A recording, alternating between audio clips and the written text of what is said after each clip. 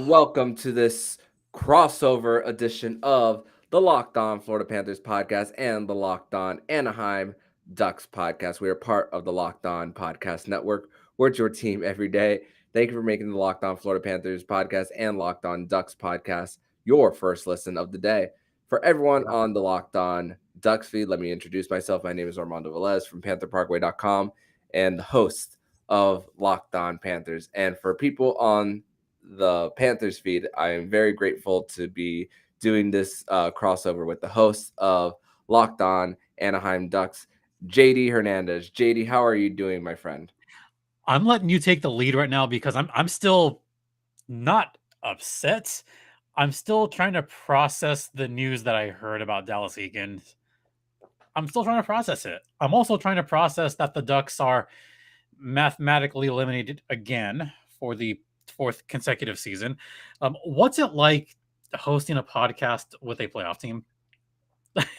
Um, it's it's pretty cool to host the winning team, but also I it's funny because the first two seasons I've done it, I've never got to experience the other end of it, and I could only imagine coming into a show how sometimes it could probably be a little dreadful having to cover a team that loses. I mean, at least we're not Robin Leano and Carl Pavlik of Locked On Arizona Coyotes. I mean, and the people from Locked On Canadians neither. So I mean, Yeah, count our but blessings the a little bit. Canadians at least made the Stanley Cup final last season. I mean, Yeah, no one wants to cover the Phoenix Coyotes right now. yeah, for sure, for sure. I'm getting But yeah, yelled at now. yeah. You mentioned you mentioned Montreal um being in the Stanley Cup final just last season and falling flat on their face this year. And you also mentioned the news of Dallas Eakins, original Florida Panther. Dallas Eakins made in that 1993 season, and Floridian from Dade City, Florida, just south of Tampa. A lot Yep. of people mix up Dade County and Dade City, two completely different places, by the way. But yeah, Dallas Eakins is looking to be retained as the coach of the Anaheim Ducks, and doesn't sound like you're all too pleased about the news about Dallas Eakins. I mean, you want the truth or the brutal truth there? Because Brutal no, truth. Let's go with brutal truth. brutal truth. It's not. It doesn't make me too thrilled because of what Dallas Eakins has done the past 3 seasons. Yes, he is a fantastic coach in the American Hockey League level, and I loved seeing him coach a lot of the young guys that are currently playing on the Ducks. He was fantastic with the San Diego Gulls, and I've got nothing but respect for the job that he did with those young kids in San Diego. He's good at developing in the AHL level. I have a great deal of respect for him for how he handled the Humboldt tragedy, which is now just had its anniversary recently. The way that he has a good environment around the team, that's positive. With that being said, these last couple of years have been trying for Ducks fans, especially for Ducks fans that love the phenomenon, like the phenom that is Trevor Zegras. I mean, first off, how can you not love Zegras? I mean, come on. All those highlight reel goals. I could go down the list of Trevor Zegras highlight goals. So I'm going to imagine a list to my right. Let's look at the top of that list. Top of that list is the Flying Z goal, best goal of the season, in my opinion. Then you have two right next to that, the lacrosse style goals. The one I loved was the one at Montreal. That was my favorite one out of the two. Then you had that spinorama goal last week, which was amazing. The attempted Michigan goal at Carolina over the weekend. I mean, the list goes on and on. And then you have Dallas Eakins, who likes to stunt his growth per se by benching him last season, by benching him earlier this season, by having him as a healthy scratch early this season. Why? Why healthy scratch him? And then separating him from one of his buddies, Sonny Milano, who was the receiving end of that Flying Z assist, and not putting Zegras in the best positions to succeed and grow and develop. That's been the major sticking point with Dallas Eakins, which is why I also kind of jokingly, but I kind of jokingly said like, "Oh, Zegras is gonna not play every game this season. He's going to play a little amount of games. He's going to get benched. I mean, partially right that he didn't play every game this season and that he did get partially benched this season. That was kind of said tongue in cheek, but the reason I said all those things was because of I was afraid that Dallas Eakins was going to just not let him play, which is partially true. I mean, give us the TMZ line. Give the fans what they want. Give them the Terry Milano Zegras line. Don't put Derek Grant on there because Derek Grant is going to take all the faceoffs, and instead of having Zegras take all those faceoffs, let the kid learn. Or as I say all the time, hashtag let the kids play. Let the kids play. and lots of youth on that Anaheim Ducks team. I mean, just looking at Trevor Zegras, 54 points in 67 games, and from, if my math is correct, Ducks playing 74, so healthy scratching him at least 7 of those games. Or No, has he been sent down this year? I'll correct that. He was healthy scratched twice. Other times he was out because of COVID. Got you. Okay, so that was the situation for Trevor Zegras, and the first one was that Milano, the Milano assist right behind the net in Buffalo. That one for me was my favorite one. I think it was my favorite one because it was the first one of it, and that's what really sent the shockwaves through the world. And then you have John Tortorella at the time, and then recently in Arizona, Tyson Nash with that whole situation, going after Trevor Zegras. And I'm on the side of the players, just like you. Skilling it up. Yeah, there's nothing wrong with skilling it up. That's for sure. And also, what happened with, the other day with Jay Bugle, what he did on Troy Terry. What's the status on Troy Terry's health after everything? Troy Terry is back playing, thank goodness. So Terry's back. He did score a goal, in fact, on Sunday's game at Carolina. So Terry's back. Yay. He was out. Didn't like that. Jay Beagle didn't even get a fine. Can you believe that? Beagle didn't even get a hearing. Nothing. Nada. Could you see why I dislike the Coyotes so much? That's only a small part of it. Maybe stuff off and on and off the ice about how they do business, but you have pretty good reasons for that. And but at least Terry's back. At least Terry's back scoring, and the guys are back. Even Getzlaf, he's back from his injuries. Which, by the way, I know Ryan Getzlaf retiring at the end of the season. He's a future Hall of Famer. I mean, come on, don't kid yourselves, Coach. If you think Ryan Getzlaf isn't a Hall of Famer or isn't one of the most popular Ducks in franchise history, he absolutely is. Franchise leader in points, franchise leader by far in assists. I mean, come on. You have to at least put some respect on Ryan Getzlaf's name, right? Absolutely. And playing all those years, winning a Stanley Cup in 2007. Right now I'm seeing right in front of me 1,013 points in 1,151 games. A lot of praise from Corey Perry coming Ryan Getzlaf's way and all the years that they spent together. So definitely one person who's gonna definitely be remembered in Anaheim for all those years and being the captain. I mean, what was the year that what was the exact year that he got the C on his jersey? Do you remember? 2010. Wow, so he's been a captain for that long. So well deserved. Well deserved captain for sure. Well, people don't remember, he was a runner up for the Hart in 2014. People forget about the dominant year that he had in 2014, but no one talks about it. It's just kind of like, well, yeah, he was good for a while. Like, no, he was dominant for a couple of years there. People just forgot that. Conveniently, people forget that the Ducks won 5 consecutive divisions. I mean, people forget about that because they also lost at home on Game 7 for consecutive seasons. So that kind of overlooks that. And just looking up that year that he got runner up for the Hart, that was a year that he was right behind Sidney Crosby, 5 first place votes, while Crosby got 128 in that season. So just right behind Sidney Crosby, but still being a runner up for the Hart, a great accomplishment for someone Yeah, like Ryan to be Getzlaf. fair, that was a dominant season for Sidney Crosby. He deserved that award by far. Mm-hmm. By far. For And for people also forget that was the last season of Teemu Selanne. mm-hmm. That was the passing of the torch season, I felt like. Mm-hmm. So got to give props to Getsy. I mean, it's sad that he's retiring, but I understand why. And you know what?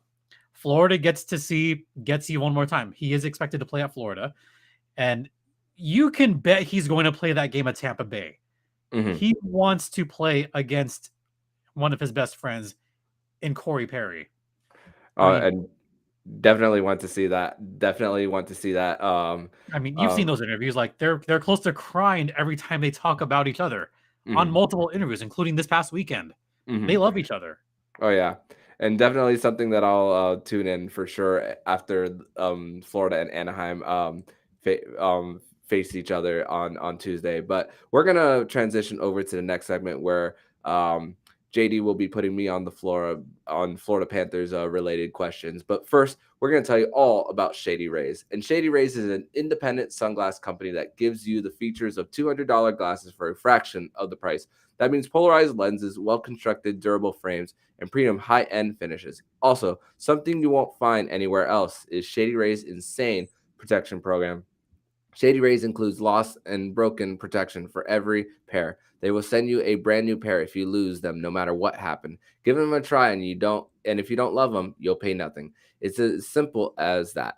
Plus, 10 meals are donated to fight hunger in America. When you shop with Shady Rays exclusively for our listeners, head to shadyrays.com and use promo code Locked On to get 50% off 2 or more pairs of polarized glasses. That's code Locked On for their best deal of the season. 50% off 2 or more pairs of Shady Rays sunglasses, backed by over 150,000 verified 5-star reviews. Awesome. And by the way, this podcast is also brought to you by BetOnline, which is where the game starts. BetOnline has the latest sports development, league reviews, and news, including this year's NBA playoffs, which I'm sure you're excited about down in Miami, the Miami Heat. Aren't they the number 1 seed in the East? Mm-hmm. 2 number 1 seeds in the same region. Yeah, how about that? And the start of baseball season, but baseball's still dead to me. But the NBA playoffs, you got to be excited about that, right? Yeah, for sure. And the Stanley Cup playoffs. Yeah, 2 number 1 seeds. Yeah, and BetOnline. They just have the latest props, odds, and lines. It's your continued source for all your sports wagering information, from live betting to playoffs and more. So head to the website today or use your mobile device to learn more about the trends in action, including the hot Miami Heat and the Florida Panthers. And hey, if you're a SoCal fan, how about, I don't know, NBA Plus? I mean, the Clippers are in it. Yeah. They're the ace seed. Yeah. That's something. There's baseball, the Angels and the Dodgers. Yeah. Let's go with that. Once again, BetOnline is where the game starts, and BetOnline is the official online sportsbook of the Locked On Podcast Network. And please gamble responsibly. And by gamble responsibly, I mean don't put any money on the Coyotes. And maybe if you're smart, maybe bet on the Panthers for this next game, because looking at tomorrow's lines, the Panthers are the favorite by far, minus 420. Florida's probably going to win this. But just a quick little betting line. The over-under is 6.5 goals. I'm inclined to go over on this one. I've seen Florida play a lot this season.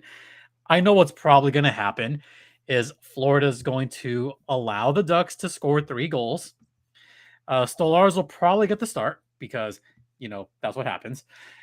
The Ducks will score 3 goals. Zegras will probably score 1. He'll probably score a spectacular goal.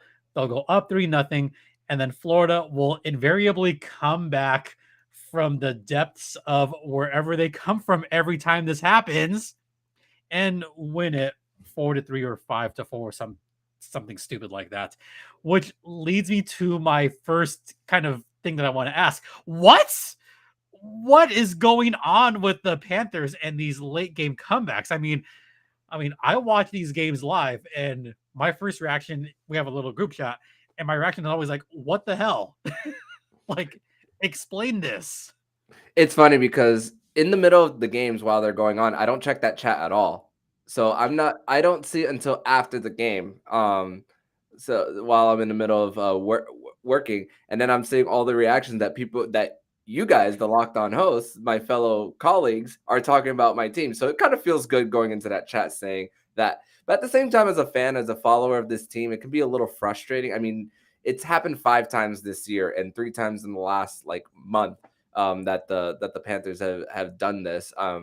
Twice it's happened in late November, early December, and then just Ottawa, and then New Jersey, and then now Toronto, happening all over again. And they're the team, they're not, they even say it themselves that we can't be off to these slower starts and expect to play catch up, because when the postseason comes around, there's you're not going to find if you find yourself in this position, good luck trying to come back, because the teams are a lot more skilled in the playoffs, that's for sure.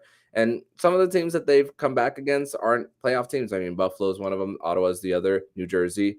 Of course, But they did. Toronto, Yeah, but they did it against Toronto and Washington. They were able to do it. But I'm not counting on that to be a thing for the playoffs. I mean, sure, if it happens again in the playoffs, I'm gonna tell myself, okay, this game's not over. But literally, I'll be like this, trying to bite my nails. no, you won't. I don't believe you.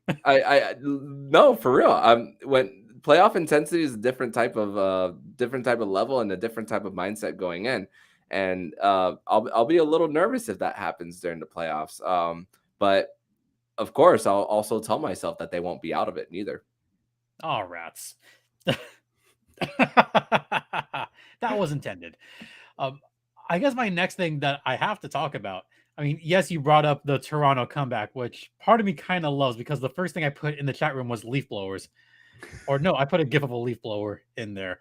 Um, that feels like the victory that I think could be the catalyst for an upcoming playoff run, because that's a good team in Toronto, albeit they haven't won a first round in a long time.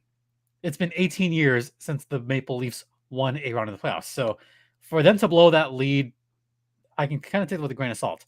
But you got to think that's the moment where you could say this team could make a deep run against a quality playoff team that believes they can go far. Toronto believes they can go far. I don't believe it, but that kind of feels like it can be a real bonding moment for this team. Don't you think?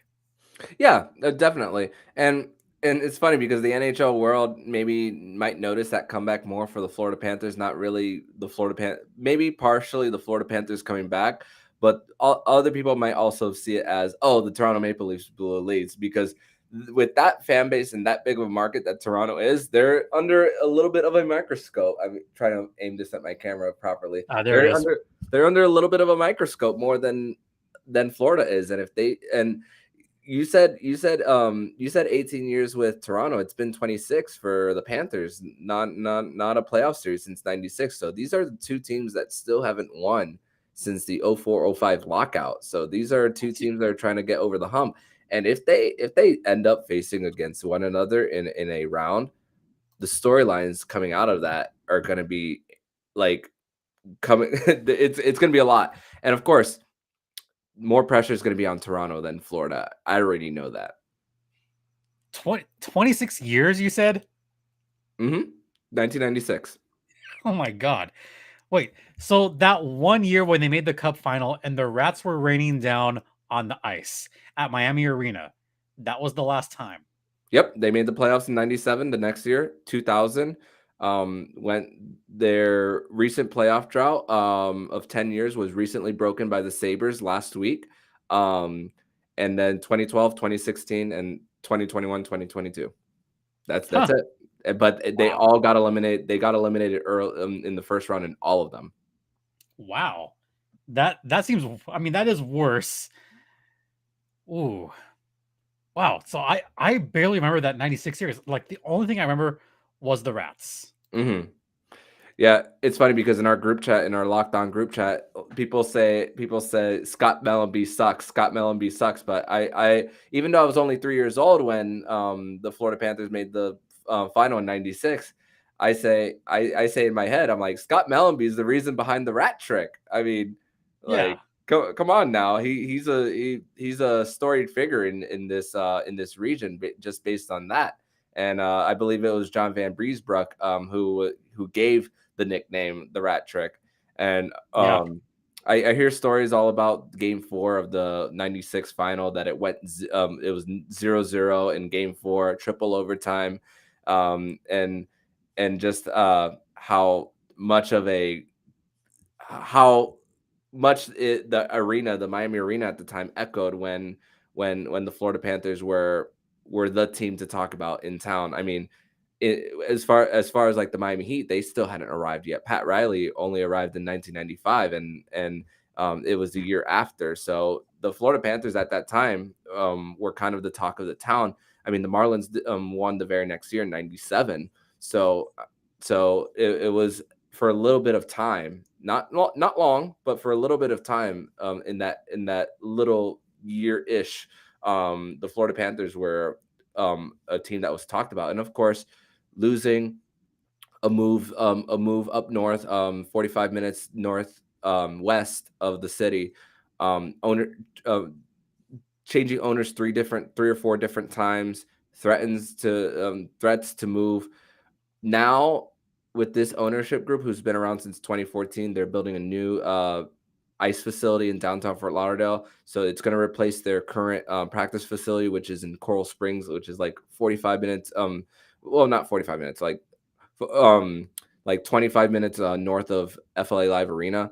So it's going to be a lot closer in a more neutral location. And who knows, we might see a new arena in downtown Fort Lauderdale. Who knows? Nothing official, and this is just me. This is just me wishful thinking.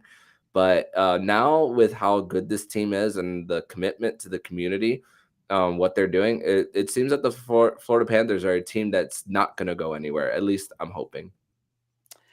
my last thing. It's looking like Florida is going to be a number one seed, probably overall in the playoffs.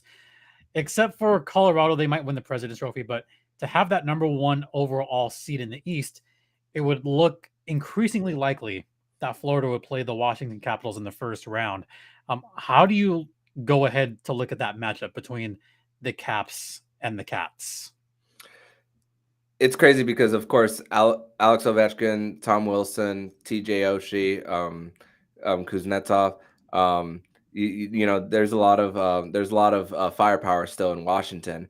But I look at the goalie situation for Washington, Vitek Vanacek and Samsonov, and with the way the Florida Panthers are score, I'm very confident that they could put more on the other side versus what Washington's able to. And of course, Alexander Ovechkin going for that record of Wayne Gretzky, which will likely happen in like 3 more years, maybe four, for him to catch up.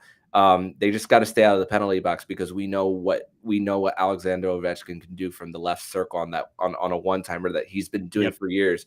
People have been trying to find out how to stop him from that circle, but nobody's been able to figure him out. But there was a game where the Florida Panthers and Washington Capitals played, and the Capitals scored a bunch of goals, but none of it came out of that top line. And the Florida Panthers were able to contain that Ovechkin line in one of their home games. I mean, they played all 3 games of their season series in 1 month, and that all came in November, which I don't necessarily like. I wish it was more spread out to see the differences in the team over a period of time and of course the season. But yeah, it's going to be, if they do meet again, it'll be their first matchup since November that these two teams would meet. But the one of the games that they did play, they were able to stop Alexander Ovechkin and limit him. And currently in the same week, they were able to limit Austin Matthews and Roman Yossi in the same week. So it's Yeah. kind of a flex for the Panthers. I know we're up against it right now, and I think you have some words to say about Rock Auto, don't you? Yes, I do. Rock Auto. And with the ever increasing numbers of makes and models, it's now impossible for your local chain auto parts store to stock all the parts you need. Why endure often pointless or seemingly intimidating questioning and wait while the other person behind the counter orders the parts on their computer, choosing only brand their warehouse happens to carry? You have computers with access to rockauto.com at home and in your pocket. Save time and money when using Rock Auto. Rock Auto is a family business serving do-it-yourselfers for over 20 years. Rock Auto prices are reliably low for every customer. They have everything you could need: brake parts, tail lamps, motor oil, and even new carpet. Go explore their easy-to-use website today to find the solutions for your auto parts needs. Go to rockauto.com right now and see all the parts available for your car or truck. Right locked on in there. How did you hear us box? So they know we sent you. Amazing selection, reliably low prices, all the parts your car will ever need. rockauto.com. Yeah. By the way, special shout out to Rob Niedermeyer, who was on the Ducks championship winning team in 2007, part of that Florida Panthers lineup as well in '96. Mm-hmm. So, Yep. A little bit of connection with the Ducks and Panthers, that's for sure. So I want to talk a little bit about the perspective of the season for the Ducks. Of course, they start off pretty well. There was a point where they were in the top three in the Pacific. Of course, they sold at the deadline some of the contracts that were going to expire. Hampus Lindholm traded to the Boston Bruins. Rickard Rakell traded to the Pittsburgh Penguins. Of course, the Evgeny Dadonov deal not going through. But with, as you said, with these young kids, letting them, you talk about letting them play, and then the growth of these players. Where are you at? Where are you at with how are you feeling about the future of the Anaheim Ducks? I would feel better if Dallas Eakins was not there next season. Let's Fair. like that's completely honest time. Completely honest time. I mean, his lineups and his adjustments in the game have not been good. In Mm-hmm. fact, they've been more than questionable. And I know that the 2023 draft is super loaded. There is so much talent in that 2023 draft. So I don't know if it's I don't know if it's tanking. I don't know if it's a sign of, well, we're gonna have him on for one more year and see where this goes, and maybe not spend all our money yet to try to re-sign these guys later on, right? But I'm still not feeling good just about next season because of what we've seen the previous two seasons. I mean, is it surprising? It's not super surprising because at least Pat Verbeek, our current GM, will finally get like a full year to see what he does, and then he'll kind of just reassess where he's going to go. With that being said, I'm still positive about the Ducks' future because there's just such a humongous pipeline of talent on this Anaheim Ducks team. I mean, yes, they lost Rickard Rakell to the Penguins. They lost Hampus Lindholm to the Bruins, and he got re-signed there. They lost Nick Delorier to Minnesota. They lost Josh Manson. People forget they lost Josh Manson The to the Avalanche. Colorado Avs. But what they got for them is a slew of young talent. They got Drew Hellison, who is currently playing for the San Diego Gulls. He's looking really good right now. They got a great goalie prospect in Callie Klang. How about that for a goalie named Klang as a last name? Kind of like it. They got John Moore, and they got not one. I'm just not going to. They got 6 picks. They got 6 draft picks out of all of those trades, including a first-round pick for this season from Boston. Who, by the way, have you noticed that Boston? They've kind of been slipping through the cracks in the standings a little bit. A little bit. They're now a wild card. That pick selection is looking better and better for the Ducks, especially if Boston is eliminated in the first round. Then all of a sudden, that pick that could have been 28th, all of a sudden becomes what, 24th, 25th? Hey, I'd be fine with that pick if Hampus Lindholm is out. I mean, that's fine by me. And they also got, I think it was like 4 second-round picks and a third-round pick. There's a ton of talent on these next 2 drafts that I like a lot. Then I look at a lot of the other young talent they have on the team right now. They have Isaac Lundestrom, who's really good. They got Trevor Zegras, who we've talked about. I have to give some respect to Jamie Drysdale. Jamie Drysdale is quickly becoming one of my favorite players on this Ducks team. He just turned 20 over the weekend. He just turned 20, guys. And he's already got 30 points in his age 19 season. And I would say he's quickly becoming a more responsible defenseman and just becoming better offensively. And his skating ability is, bar none, one of the best of the young rookies. So I like him a lot. Then there's also some guy that only played 9 games this season for the Ducks, Mason McTavish. People forgot that he started off the season with the Ducks. He made it out of camp to the team, and he was impressive on those 9 games. And then former GM Bob Murray, who I kind of ran into recently. Yeah. Awkward. Yeah. He decided to bring him back to juniors, which at the time was the right decision. But at the same time, I kind of wanted to see what else Mason McTavish could do in a full season. Hopefully the Ducks get that opportunity next season because McTavish is great. Then you have 2 other prospects in San Diego in Braden Tracy and someone who also scored a lacrosse goal this season with the Gulls. Yeah, Jacob Perreault. Yeah, did you know he also scored a lacrosse goal in Bakersfield earlier this season? Yeah. It was pretty cool. So the future is bright with this Ducks team.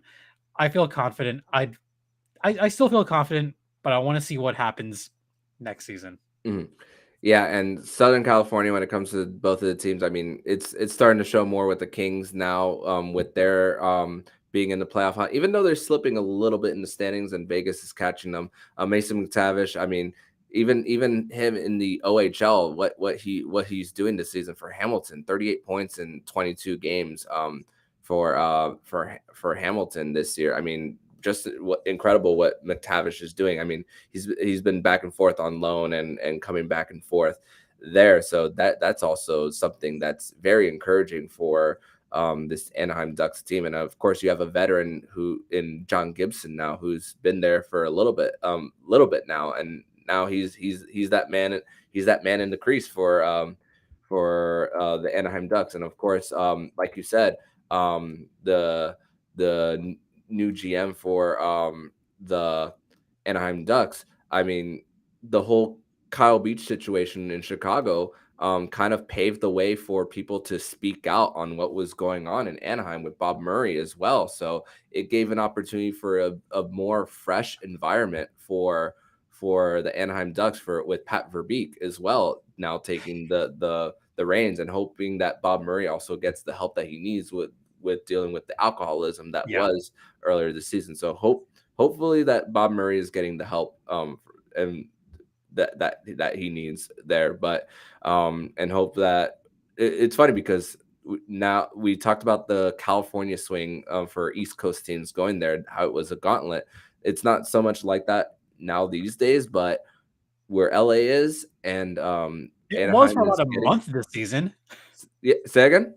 It was for about a month. Yeah, and like December, no one wanted to go there. Yeah, and now maybe it might be on its way back. I mean, San Jose, I think they're the worst out of the 3 as far as their future, with how much they have committed to like long-term contracts and veteran players. But the Southern California teams, they are, with the youth movement that they're having, and I'm seeing right now on Cap Friendly for the Anaheim Ducks, 41 million in cap space, and I'm seeing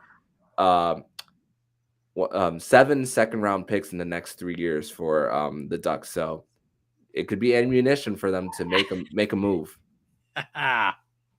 It's good assets to have. Definitely, for sure. But JD, I want to thank you for coming on to this episode of the Locked On Florida Panthers. Can we do predictions really quick? Okay, go for it. Let's do it. I like having fun with predictions. John Gibson needs to rest. He had a bad start last game. I think Stolarz is going to get the start. With that being said, Florida is just really powerful. I still have Florida winning this one, but I think it's going to be high scoring. I think it's going to be 5-3 Panthers. But I'm predicting Zegras Magic tomorrow. I'm gonna say 6-4. It's gonna be a 5-4 game late, and then the Florida Panthers will get an empty net goal. I believe Zegras will be one of those goal scorers. Barkov Sam Reinhart, maybe a power play goal. He's had half of his goals have come on the power play. So you can bet that Sam Reinhart is going to be that what I've been saying in the last days, like a pest in front of the net. So Yeah, he learns from a guy on the fourth line. His name is Patrick Hornquist. He's kind of a Stanley Cup champion. He's learned a little bit from him. So a little bit. a little bit, but yeah. But I'm gonna say 6-4 Panthers with an empty net goal at the end. So that's my prediction. So we're both taking the over on this one. Over. BetOnline. And it's funny because last go round it wasn't nearly as much with it being a shutout and Spencer Knight's first shutout of his NHL career, and that was also the same game that Aaron Ekblad unfortunately went down with that leg injury as well. So maybe we see a different game this time around, and hopefully for me on my side, a Panthers win. I don't want another 3-0 game. That wasn't fun at all. I'm sure it wasn't, but JD, for my listeners, tell them where they could find you online. So I'm on Twitter at StimpyJD, in which Armando calls me a traitor, and the show's Twitter is at LO_Ducks. And you can find this podcast on Apple Podcasts, Google Podcasts, a plethora of platforms that are free and available across everywhere, pretty much. And for my listeners, where can everyone find you on the socials and find your work? Same thing, same places where they can find Locked On Ducks anywhere. You can listen to podcasts, Apple, Google, Spotify, YouTube. And they can follow me on Twitter at MondoMan12. And I highly encourage people to also follow JD, as he also has a lot of baseball takes too. I mean, funny enough, I'm wearing my Miami Marlins polo today, so we'll see some baseball takes as well as he's visited all 30 parks, so you'll see there. Shohei Ohtani and Mike Trout are worth the price of admission. I agree. I definitely have to see them play in person. But anyways, thank you so much, JD, and hope to chat with you soon. Thanks, and go Angels, because our teams are playing each other this week. That's right. They are here in Anaheim. So sorry, but go Angels.